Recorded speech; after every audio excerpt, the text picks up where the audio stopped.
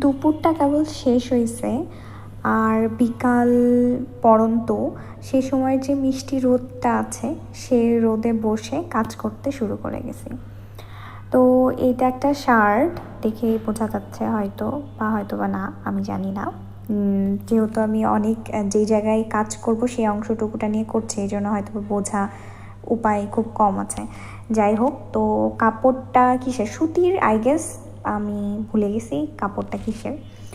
তো যেহেতু কাপড়ে রং করব সেহেতু কাপড়ের নিচে একটা বড় হার্ডবোর্ড টাইপের কিছু একটা দিয়ে দিলাম। দেওয়ার পর সুন্দরভাবে যেটা করতে চাচ্ছিলাম সেটাই আমি দেখছিলাম যে এরকম কাজগুলো ভালো লাগে শার্টে, আমার তো ভালো লাগছে। কিন্তু অতিরিক্ত দুঃখের ব্যাপার যে আমি যার জন্য এটা করছি তার পছন্দ হয় নাই, মনে হয়েছে অনেক ফ্লোরাল। কি আর করা, দুঃখ ভারাক্রান্ত মন আমার।